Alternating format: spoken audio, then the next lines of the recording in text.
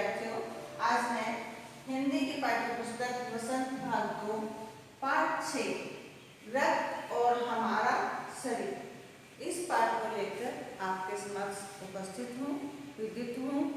आइए हम आज इस पाठ को पढ़ेंगे। आप भी मेरे साथ इस पाठ को पढ़ना। रक्त और हमारा शरीर एक निबंध है और इसके लेखक यतीश अग्रवाल जी हैं। यतीश अग्रवाल जी ने इस पाठ में रक्त के घटक, रक्त की कमी से उत्पन्न होने वाली बीमारियों के और उनकी रोकथाम के उपायों को रोचक ढंग से प्रस्तुत किया है। तो बच्चों, आइए हम अपने इस पाठ्य पुस्तक के पाठ 6 को खोल लें। आपको भी मेरे साथ पठन कार्य करना है और जो सब मैं विशेष रूप से बताती हूँ उनके अर्थ बताती हूँ कठिन शब्दों को, तो कठिन शब्दों के अर्थ भी आप लिख लें और रेखांकित भी कर लें। आइए बच्चों, पढ़ते हैं। दिव्या अनिल की छोटी बहन है। यूँ तो वह शुरू से ही कमजोर है, लेकिन इधर कुछ दिनों से उसे हर समय थकान महसूस होती है। मन किसी काम में नहीं लगता, भूख भी पहले से कम हो गई है। अस्पताल में उसे डॉक्टर ने देखा तो कहा, लगता है दिव्या के शरीर में रक्त अर्थात खून की कमी हो गई है। जांच कराकर देखते हैं। जांच का अर्थ है टेस्ट। यही कहकर उन्होंने दिव्या को रक्त की जांच के लिए पास के एक कमरे में भेज दिया। वहां अनिल को अपनी ही जान पहचान की डॉक्टर दीदी दिखाई दी। डॉक्टर दीदी ने कहा, कहो अनिल, कैसे आना हुआ? अनिल ने बताया कि डॉक्टर ने दिव्या को खून की जांच के लिए आपके पास भेजा है। इतना सुनते ही डॉक्टर दीदी ने दिव्या की उंगली से रक्त की कुछ बूंदें एक छोटी सी शीशी में डाल दी और स्लाइड कहते हैं कांच की पतली छोटी सी पट्टी स्लाइड पर लगा दी। फिर अनिल से बोली, अनिल, तुम कल अस्पताल से रिपोर्ट ले जाओ। अगले दिन अस्पताल पहुंचकर अनिल ने डॉक्टर दीदी के कमरे के दरवाजे पर दस्तक दी। दस्तक देना, खटखटाहट करना, आवाज करना। भीतर से आवाज आई, आ जाओ। अनिल ने कमरे में प्रवेश किया। प्रवेश करना, अंदर जाना। तो पाया डॉक्टर दीदी सूक्ष्मदर्शी द्वारा एक स्लाइड की जांच कर रही थी। सूक्ष्मदर्शी माइक्रोस्कोप को कहते हैं और माइक्रोस्कोप क्या है बच्चों? वह यंत्र जिससे छोटी से छोटी वस्तुओं को कई गुना बढ़ाकर देखा जा सकता है। दीदी के इशारे से वह पास रखी एक कुर्सी पर बैठ गया। स्लाइड की जांच पूरी होने पर डॉक्टर दीदी ने साबुन से हाथ धोए और तौलिए से पोंछती हुई बोली, अनिल, दिव्या को एनीमिया है। एनीमिया एक बीमारी का नाम है जो खून की कमी से होती है। चिंता की बात नहीं, कुछ दिन दवा लेगी तो ठीक हो जाएगी। अनिल के मन में जिज्ञासा हुई। जिज्ञासा अर्थात जानने की इच्छा उत्पन्न हुई। वह बोला, दीदी एक सवाल पूछूं? हाँ, क्यों नहीं? डॉक्टर दीदी ने कहा। एनीमिया से आपका क्या मतलब है? दीदी, उसने पूछा, यह जानने के लिए तुम्हें रक्त के बारे में जानना होगा। डॉक्टर दीदी ने कहा। फिर बोली, अनिल, देखने में रक्त लाल द्रव के समान दिखता है, किंतु इसे सूक्ष्मदर्शी द्वारा देखें तो यह भानुमति के पिटारे से कम नहीं। भानुमति का पिटारा एक मुहावरे के रूप में प्रयोग किया गया है, जिन्हें अनेक अर्थ होता है। अनेक वस्तुओं को इकट्ठा करना भानुमति का पिटारा कहा जाता है। मोटे तौर पर इसके दो भाग होते हैं। एक भाग वह है जो तरल है, जिसे हम प्लाज्मा कहते हैं, दूसरा वह है जिसमें छोटे बड़े कई तरह के कण होते हैं, कुछ लाल, कुछ सफ़ेद और कुछ ऐसे जिनका कोई रंग नहीं है, जिन्हें डिम्बाणु प्लेटलेट कण कहते हैं। ये कण प्लाज्मा में तैरते रहते हैं।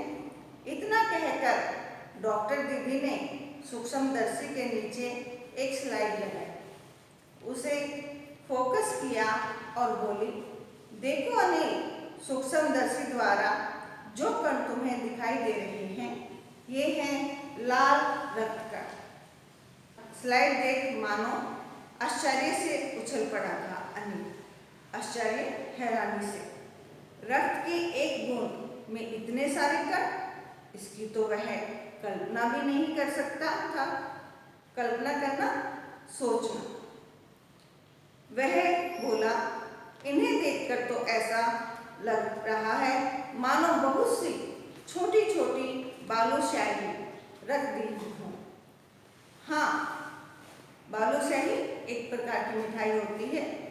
हाँ, दीदी बोली, लाल कण बनावट में बालूशाही की तरह ही तो होते हैं, गोल और दोनों तरफ अवतल, यानी बीच में दबे हुए।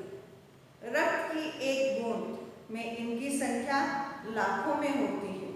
यदि हम 1 मिलीमीटर रक्त लें तो उसमें हमें 40 से 55 लाख कण मिलेंगे। इसके कारण ही हमें रक्त लाल रंग का नजर आता है। ये कण शरीर के लिए दिन रात काम करते हैं। सांस लेने पर साफ हवा से जो ऑक्सीजन तुम प्राप्त करते हो उसके शरीर के हर हिस्से में पहुंचाने का काम इन कणों का ही है। इनका जीवन काल कहा गया, उम्र को जीने का समय लगभग 4 महीने होता है। 4 महीने के होते होते ये नष्ट हो जाते हैं, अर्थात खत्म हो जाते हैं।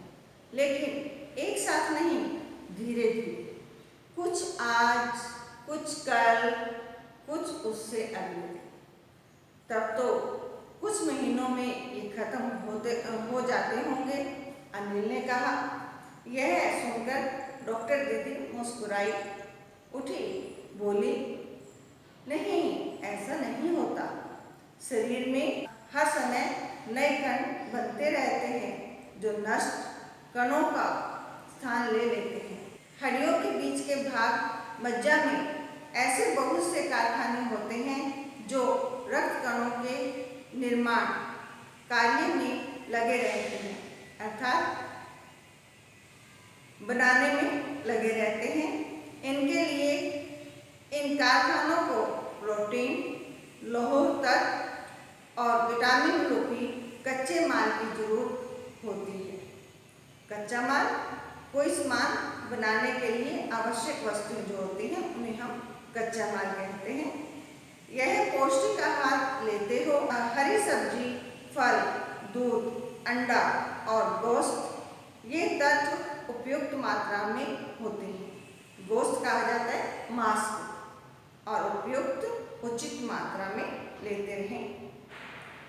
यदि कोई व्यक्ति उचित आहार ग्रहण नहीं करता तो इन कारखानों को आवश्यकता अनुसार कच्चा माल नहीं मिल पाता।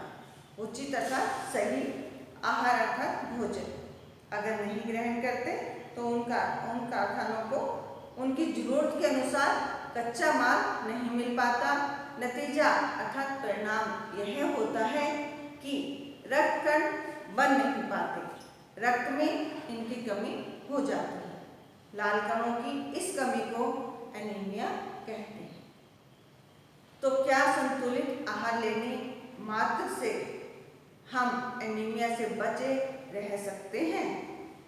अनिल ने सवाल किया। संतुलित अर्थात सही मात्रा में भोजन लेने से।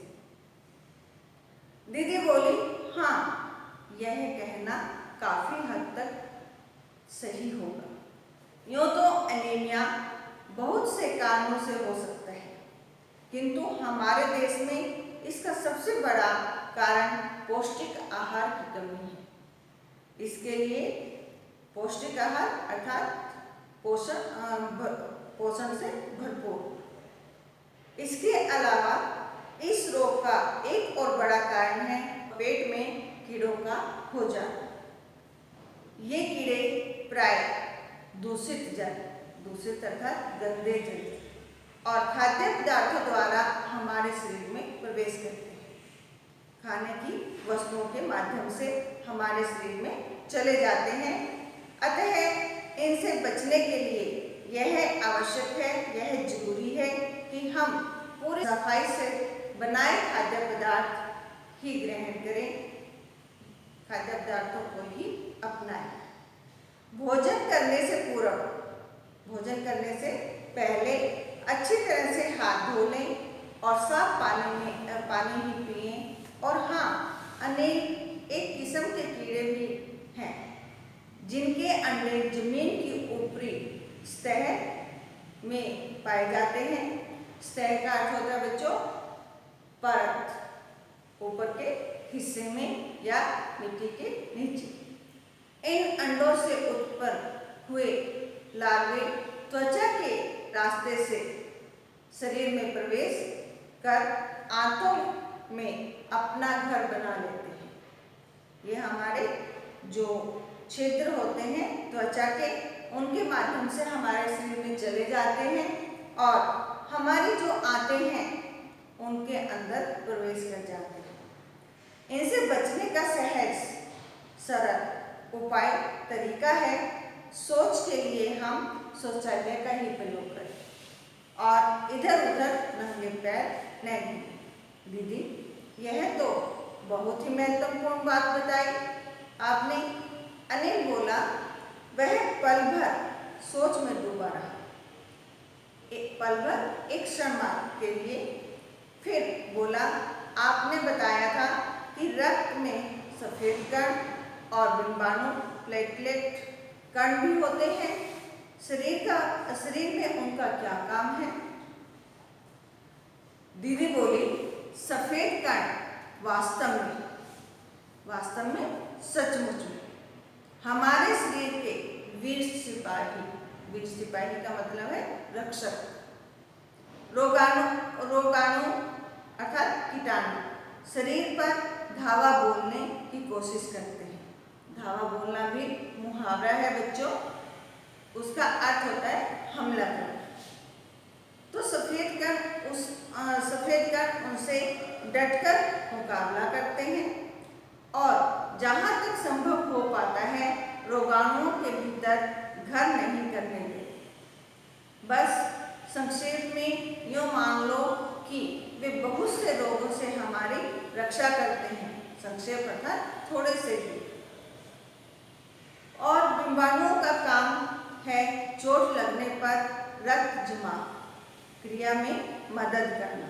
कि चोट जब लग जाती है ना, तब हम क्या देखते हैं, थोड़ी देर बाद हमारे जहाँ घाव हुआ है वहाँ खून जम जाता है। रक्त के तरल भाग प्लाज्मा में एक विशेष किस्म की प्रोटीन होती है जो रक्त वाहिका की कटी फटी दीवार में मकड़ी के जाले के समान एक जाला बुन देती है। बिंबाणु इस जाले से चिपक जाते हैं और इस तरह दीवार में आई दरार भर जाती है, जिससे रक्त बाहर निकलना बंद हो जाता है।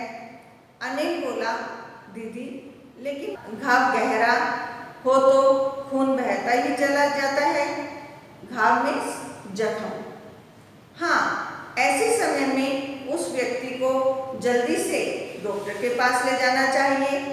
जरूर समझने पर ऐसी स्थिति से निपटने के लिए कुछ टाँके भी लगाने पड़ सकते हैं, किंतु डॉक्टर के पास पहुंचने तक के समय में चोट के स्थान पर कसकर एक साफ कपड़ा बांध देना चाहिए। दबाव पड़ने से रक्त का बहना कम हो जाता है और उस समय व्यक्ति के लिए काफ़ी लाभप्रद सिद्ध हो सकते हैं, अर्थात लाभकारी होता है। किंतु अगर बहुत अधिक रक्त बह जाए तो उसे रक्त चढ़ाने की जरूरत अर्थात आवश्यकता पड़ सकती है। दीदी ने समझाते हुए कहा। अनिल ने कहा, क्या ऐसे समय में किसी भी व्यक्ति का खून काम आ सकता है? दीदी बोली, अनिल, हर किसी का रक्त एक सा नहीं होता। कुछ विशेष गुणों के आधार पर रक्त को 4 मुख्य वर्गों में बांट दिया गया है। जरूरतमंद व्यक्ति के रक्त समूह की जांच करने के बाद उसे रक्त समूह का रक्त चढ़ाया जाता है।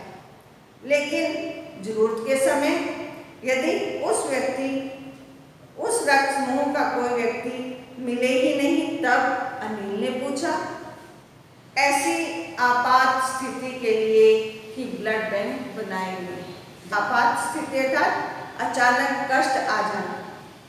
ब्लड बैंक रक्त कोष प्राय हर बड़े अस्पताल में इस तरह के बैंक होते हैं जहां सभी प्रकार के रक्त समूहों का रक्त तैयार रखा जाता है। किंतु इन ब्लड बैंकों में रक्त का भंडार कोष सुरक्षित रहे, इसके लिए यह आवश्यक है कि हम समय समय पर रक्तदान करते रहें। दीदी ने कहा, क्या मैं भी रक्तदान कर सकता हूँ? अनिल ने पूछा। नहीं, अभी तुम छोटे हो। 18 वर्ष से अधिक उम्र में स्वस्थ व्यक्ति ही रक्तदान कर सकते हैं। एक समय में उनसे लगभग 300 मिलीलीटर रक्त ही लिया जाता है। प्राय अक्सर यह समझा जाता है कि रक्तदान करने से कमजोरी हो जाए, किंतु यह विचार बिल्कुल निराधार है। कोई आधार नहीं है उसका। हमारा शरीर इतना रक्त तो कुछ ही दिनों में बना लेता है। वैसे भी शरीर में लगभग 5 लीटर खून होता है।